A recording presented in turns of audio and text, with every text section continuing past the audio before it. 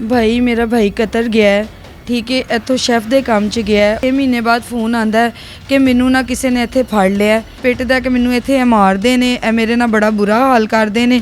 ਸਾਨੂੰ ਨਹੀਂ ਪਤਾ ਉਹਨੇ ਕਿੱਥੇ ਇਹਨਾਂ ਨੂੰ ਰੱਖਿਆ, ਕਿੱਥੇ ਨਹੀਂ ਰੱਖਿਆ ਇਹਨੂੰ। ਉਹ ਡਰਦਾ ਔਰ ਕੰਮ ਵਧਾਇਆ, ਕਹਿੰਦਾ ਮੈਨੂੰ ਇੱਥੇ ਕੁਝ ਖਾਣ ਲਈ ਨਹੀਂ, ਮੇਰੇ ਕੋਲ ਕੱਪੜਾ ਲੀੜਾ ਕੁਛ ਨਹੀਂ है, मेरे को कुछ भी नहीं है, मैं तो भुखा मारना पिया मैं इत्थे। अस्सलाम वालेकुम नाज़रीन, मैं हूं आपका मेज़बान उमर बलोच और आप देख रहे हैं उर्दू वायरल। नाज़रीन, आज जो मेरे साथ एक बहन मौजूद है, इनके भाई हैं जो कि कतर जाते हैं कमाने के लिए, अपने घर को सपोर्ट करने के लिए, क्योंकि ये एक बहुत ही गरीब फैमिली से बिलोंग करते हैं। ये तस्वीर स्क्रीन पर चल रही है, ये भाई गए कतर कमाने के लिए, लेकिन वहाँ पे इनको किडनैप कर लिया गया। अब जो किडनैप किया, जो उनके साथ उनके पार्टनर गए थे, इनको शक पड़ता है कि उस बंदे ने ही ये सारा जो है वो मामला करवाया है और मेरे भाई को किडनैप करवाया। अब जो तरीका है वारदात है, वहाँ पे कुछ पठान है, वो किसी घर में उस लड़के को रखा हुआ है, उसकी बात करवाते हैं अपने घर और इनसे पैसे मंगवाते हैं। कमोबेश 15 से 16 लाख रुपया उसको भेज चुके हैं। अब वो बात थोड़ी सी करवाते हैं जिसमें वो ये कहता है कि ये लोग मुझ पर तशद्दुद कर रहे हैं, इनको पैसे दें वरना ये मुझे कत्ल कर देंगे। अब कतर में ये सारा मामला चल रहा है और वहाँ पे वो बंदा जो है वो नज़रों से ओझल है, किडनैप हो चुका है। कहाँ पे रखा हुआ है? वो कहते हैं जी ये जेल में है, इस पे पैसे लगा के हम इसको जो है बाहर निकलवा रहे हैं। लेकिन जो सिस्टम नज़र में आया वो ये है कि जी इसको किडनैप किया हुआ है। लाहौर में भी जो है वो एक पठान आके जो उसके साथ पार्टनर था, इनसे 5 लाख रुपया लेके चला गया। बकाया इन्होंने सारे पैसे ट्रांसफ़र किए हैं। कॉल्स आती हैं अलग अलग नंबर से, इनको ट्रैप किया जाता है, डराया जाता है कि जी अगर हमारी डिमांड्स पूरी नहीं करोगे तो आपके बंदे को हम इस कतर में कत्ल कर देंगे। इनसे पूछेंगे, इनसे जानेंगे सारा क्या मामला। अस्सलाम वालेकुम। साम जी भाई। अच्छा मेरी भाजी ਇਹ ਦੱਸੋ ਕਿ ਕਦੋਂ ਦਾ ਉਹ ਭਾਈ ਤੁਹਾਡਾ ਗਿਆ ਹੈ ਕਤਰ, ਠੀਕ ਹੈ, ਤੇ ਕਿੰਨਾ ਉਹਨੂੰ ਟਾਈਮ ਹੋ ਗਿਆ, ਕੀ ਉੱਥੋਂ ਕਰਦਾ ਸੀ ਤੇ ਤੁਹਾਨੂੰ ਲੈ ਕੇ ਕੌਣ ਗਿਆ? भाई मेरा भाई कतर गया है, ਠੀਕ ਹੈ। ਇੱਥੋਂ ਸ਼ੈਫ ਦੇ ਕੰਮ 'ਚ ਗਿਆ ਹੈ, ਉਹ ਸ਼ੈਫ ਦਾ ਕੰਮ ਕਰਦਾ ਸੀ। 1 ਮਹੀਨਾ ਉਹਨੇ ਸ਼ੈਫ ਦਾ ਕੰਮ ਉੱਥੇ ਕੀਤਾ ਹੈ। ਸਾਨੂੰ ਕਹਿੰਦਾ ਕਿ ਅਸੀਂ ਤੁਹਾਨੂੰ ਪੈਸੇ ਘੱਲਾਂਗੇ, ਠੀਕ ਹੈ। ਉਸ ਤੋਂ ਬਾਅਦ 6 ਮਹੀਨੇ ਬਾਅਦ ਫੋਨ ਆਂਦਾ ਕਿ ਮੈਨੂੰ ਨਾ ਕਿਸੇ ਨੇ ਇੱਥੇ ਫੜ ਲਿਆ ਤੇ ਮੈਨੂੰ ਉਹਨਾਂ ਨੇ ਬੜਾ ਮਾਰਿਆ ਕੁੱਟਿਆ ਤੇ ਮੈਨੂੰ ਪੈਸੇ ਘਲਾਓ ਤਾਂ ਕਿ ਮੈਨੂੰ ਛੱਡ ਦੇਣਗੇ। ਅਸੀਂ ਪਹਿਲੇ ਉਹਨੂੰ 1 ਲੱਖ ਰੁਪਈਆ ਘੱਲਿਆ। ਉਸ ਤੋਂ ਬਾਅਦ ਉਹਨੇ ਕਿਹਾ ਕਿ ਫਿਰ ਤੁਹਾਡੀ ਗੱਲ ਅਸੀਂ ਥੋੜ੍ਹੇ ਦਿਨਾਂ ਬਾਅਦ ਕਰਾਉਂਦੇ ਹਾਂ। ਉਸ ਤੋਂ ਬਾਅਦ ਫਿਰ ਉਹਨੇ ਫੋਨ ਕੀਤਾ ਤੇ ਉਹਨੇ ਕਿਹਾ ਕਿ ਤੁਸੀਂ ਮੈਨੂੰ ਨਾ ਪੈਸੇ ਹੋਰ ਘੱਲੋ ਤਾਂ ਕਿ ਮੈਂ ਨਾ ਇਹ ਮੈਨੂੰ ਛੱਡ ਦੇਣ।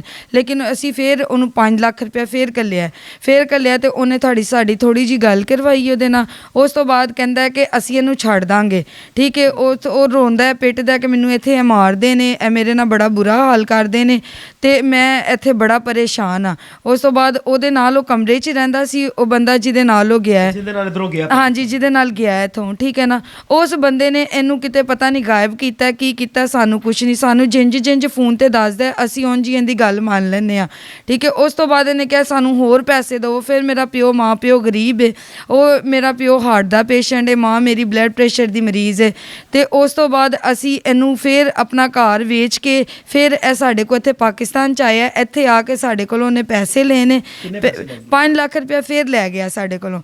ਕਹਿੰਦਾ ਕਿ ਹੁਣ ਤੁਹਾਡਾ ਭਰਾ ਜਿਹੜਾ ਅਸੀਂ ਛੱਡ ਦਾਂਗੇ। ਅੱਛਾ ਬਾਜੀ ਜੀ, ਉਹ 5 ਲੱਖ ਰੁਪਇਆ ਤੁਹਾਡੇ ਕੋਲ ਲੈ ਕੇ ਗਿਆ, ਤੁਸੀਂ ਕੋਈ ਪੁਲਿਸ ਵਗੈਰਾ ਨੂੰ ਕਾਲ ਨਹੀਂ ਕੀਤੀ? ਭਾਈ ਉਹਨੇ ਸਾਨੂੰ ਡਰਾਇਆ ਕਿ ਤੁਸੀਂ ਕਿਸੇ ਨੂੰ ਨਹੀਂ ਦੱਸਣਾ ਇੱਥੋਂ ਤੱਕ, ਨਹੀਂ ਤੇ ਅਸੀਂ ਇਹਨੂੰ ਕਤਲ ਕਰ ਦਾਂਗੇ। ਤੇ ਅਸੀਂ ਡਰਦੇ ਹੋਏ, ਅਸੀਂ ਨਾ ਤੇ ਅਸੀਂ ਪੜ੍ਹੇ ਲਿਖੇ ਲੋਕ ਹਾਂ, ਨਾ ਅਸੀਂ ਕੁਛ ਜਾਣਦੇ ਹਾਂ।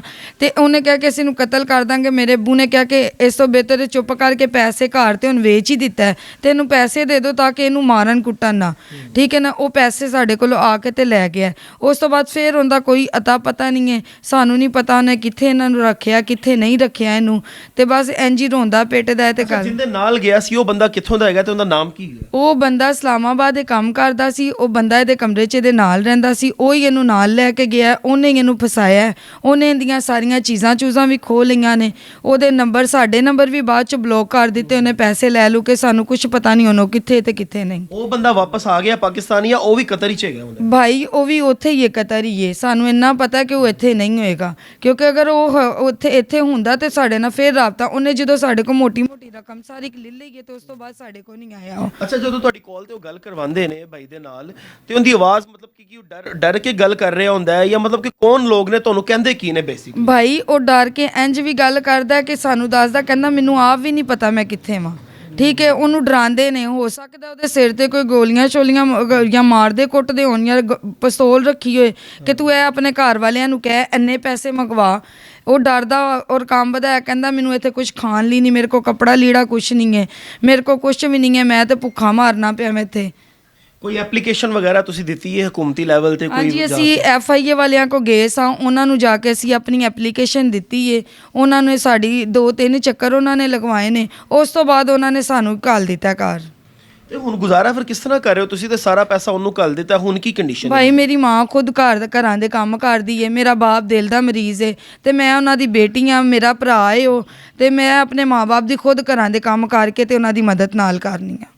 ਅੱਛਾ, ਟੋਟਲ ਇਸ ਸਿਨੈਰੀਓ ਨੂੰ ਕਿੰਨਾ ਅਰਸਾ ਹੋ ਗਿਆ, ਮਤਲਬ ਕਿ ਕਿੰਨੀ ਦੇਰ ਹੋ ਗਈ ਉਹਨੂੰ ਕਤਰ ਗਏ? ਭਾਈ ਉਹਨੂੰ ਸਾਲ ਹੋ ਗਿਆ ਇੱਕ ਕਤਰ। ਹਾਂਜੀ ਕਿੰਨੇ ਸਾਲ ਤੱਕ ਤੁਹਾਡੇ ਸ਼ਰਾਬਤੇ 'ਚ ਹੈਗਾ ਸੀ ਉਹ, ਪੈਸੇ ਵਗੈਰਾ ਘੱਲਦਾ ਪਿਆ? ਸਾਨੂੰ 6-7 ਮਹੀਨੇ ਹੋ ਗਏ ਨੇ, ਉਸ ਤੋਂ ਬਾਅਦ ਨਹੀਂ ਉਹਨੇ ਕੀਤਾ ਕੋਈ ਵੀ ਰਾਬਤਾ। ਮਤਲਬ ਤਕਰੀਬਨ 5-6 ਮਹੀਨਿਆਂ ਤੋਂ ਜਦੋਂ ਉਹਨੂੰ ਪੈਸਿਆਂ ਦੀ ਜ਼ਰੂਰਤ ਹੁੰਦੀ ਉਦੋਂ ਫੋਨ ਕਰਦਾ, ਵਰਨਾ ਨਹੀਂ ਕਰਦਾ। ਉਹ ਵੀ ਉਹ ਲੋਕ ਕਰਵਾਉਂਦੇ ਨੇ ਜਿਨ੍ਹਾਂ ਨੇ ਕਹਿ ਦਿੱਤਾ? ਹਾਂਜੀ, ਜਦੋਂ ਪੈਸਿਆਂ ਦੀ ਜ਼ਰੂਰਤ ਉਦੋਂ ਹੀ ਫੋਨ ਕਰਦਾ, ਉਦੋਂ ਹੀ ਸਾਨੂੰ ਪੈਸਿਆਂ ਦਾ ਕਹਿੰਦਾ, ਤੇ ਜਦੋਂ ਸਾਡੇ ਕੋਲ ਹੁੰਦੇ ਅਸੀਂ ਘੱਲ ਦਿੰਦੇ ਆ ਤੇ ਫੋਨ ਇਹ ਹਫਤੇ 'ਚ ਇੱਕ ਵਾਰੀ ਕਰਾ ਦਿੰਦੇ, ਜੇ ਨਹੀਂ ਘੱਲਦੇ ਤੇ 6-6 ਮਹੀਨੇ ਉਹਨੂੰ, ਯਾਨੀ ਕਿ 6 ਮਹੀਨੇ 3 ਮਹੀਨੇ ਬਾਅਦ ਫਿਰ ਫੋਨ ਕਰਵਾਉਂਦੇ ਨੇ। ਹੁਣੇ ਤੱਕ ਤੁਸੀਂ ਕਿੰਨੇ ਪੈਸੇ ਉਹਨਾਂ ਨੂੰ ਭੇਜ ਚੁੱਕੇ? ਅਸੀਂ 15-16 ਲੱਖ ਰੁਪਇਆ ਭਾਈ ਘੱਲ ਚੁੱਕੇ ਹਾਂ ਉਹਨਾਂ ਨੂੰ। 15-16 ਲੱਖ ਰੁਪਇਆ ਨਾਜ਼ਰੀਨ। ਅੱਛਾ ਭੈਣ, ਮੈਨੂੰ ਇਹ ਦੱਸੋ ਕਿ ਲਾਸਟ ਹੀ ਤੁਸੀਂ ਗਵਰਨਮੈਂਟ ਤੇ ਆਲਾ ਅਦਾਰੇ, ਸਾਡੇ ਮਿਨਿਸਟਰਸ ਤੇ ਐਮਬੈਸੀ ਲੈਵਲ ਨੂੰ ਕੀ ਪੈਗਾਮ ਦੇਣਾ ਚਾਹੁੰਦੇ? ਭਾਈ ਮੈਂ ਇਹ ਹੀ ਇਹਨਾਂ ਸਾਰਿਆਂ ਅਦਾਰਿਆਂ ਨੂੰ, ਵਜ਼ੀਰੇ ਆਲਾ ਨੂੰ, ਵਜ਼ੀਰੇ IG ਨੂੰ, ਵਜ਼ੀਰੇ ਲਾਹੌਰ ਪਾਕਿਸਤਾਨ ਨੂੰ, ਸਭ ਨੂੰ ਇਹ ਹੀ ਪੈਗਾਮ ਦੇਣਾ ਚਾਹੁੰਦੀ ਹਾਂ ਕਿ ਸਾਡੀ ਇਸ ਚੈਨਲ ਦੇ ਜ਼ਰੀਏ ਆਵਾਜ਼ ਨੂੰ ਬੁਲੰਦ ਕੀਤਾ ਜਾਏ ਤੇ ਸਾਡਾ ਭਰਾ ਜਿੱਥੇ ਵੀ ਹੈ ਉਹਨੂੰ ਸਾਡੇ ਕੋਲ ਪਾਕਿਸਤਾਨ 'ਚ ਲਿਆਇਆ ਜਾਏ ਤੇ ਸਾਨੂੰ ਸਾਡੇ ਹਵਾਲੇ ਕੀਤਾ ਜਾਏ। ਉਹਨਾਂ ਦੀ ਬੜੀ ਮਿਹਰਬਾਨੀ ਹੋਏਗੀ। ਗਰੀਬ ਲੋਕ ਹਾਂ ਅਸੀਂ ਇਹ ਹੀ चाहते हैं कि साडा बच्चा जेड़ा साडे वापस आ जाए घर। नाज़रीन, ये सारी स्टोरी थी और ये बड़ी, यकीन करें मेरा तो मैं बड़ा दुखी हो गई हूँ ये सुन के कि यहाँ से वो एक ओवरसीज़ पाकिस्तानी है, इस टाइम वो बाहर के मुल्क में कमा रहा है, पाकिस्तान में पैसे भेज के ज़ाहिर टैक्स जो पे करते हैं तो पाकिस्तान में पैसा आता है, तो बाहर के जो लोग हैं ना इनका बड़ा अहम किरदार है। अब वो बाहर कोई कैद में है, किडनैप कर लिया गया है, उसको कोई हरासा कर रहा है या उसको डेली वो मार रहे हैं या पता नहीं उसके साथ क्या किस किस्म का बिहेवियर हो रहा है, क्या सलूक हो रहा है, किसी किस्म का किसी को पता ही नहीं है। तो एम्बेसी लेवल पे ज़ाहिर है ये आवाज़ स्प्रेड होगी। यहाँ की जो है वो गवर्नमेंट बाकायदा तौर पे कतर की गवर्नमेंट को एप्लीकेशन देगी, फॉरवर्ड करेगी, उसके बाद वहाँ पे इम्प्लीमेंट होगा तो उसको छुड़वाने के लिए इदारे हरकत में आएंगे। तो बराए मेहरबानी, वो किसी घर का सरबराह है, उसके बच्चे हैं, उसके बहन भाई हैं, यहाँ पे परेशान है, अपने घर अपने जेवर बेच बेच के उन लोगों को ये पैसे दे रहे हैं। तो बराए मेहरबानी मेरी भी अपील है आला हुकाम से और जो हमारे एम्बेसी सिस्टम है, जो हमारा गवर्नमेंट का सिस्टम है, जो सारा ये जो है वो ओवरसीज़ सिस्टम देख रहा है, उनसे मेरी अपील है कि खुदारा कोई ऐसा इम्प्लीमेंट करें, कोई ऐसा इकदाम उठाएं उस लड़के के लिए, उस बच्चे के लिए, उसकी तस्वीरें, उसका डाटा, सब कुछ। ये तो 5-6 घंटे की बात है बाहर की गवर्नमेंट्स के लिए कि भाई फ़ौरन से बंदा वो बरामद करवा देंगे। इसका जो प्रोसीजर है, इसका जो सिस्टम है, इस पर अमल किया जाए और विद इन 2 या 3 डेज़ में जो है वो बंदा बाजियाब करा के उसको पाकिस्तान डिपोर्ट कराया जा सके ताकि इनकी परेशानी को हल किया जा सके। अपने मेज़बान को दीजिए इजाज़त। अल्लाह निगहबान।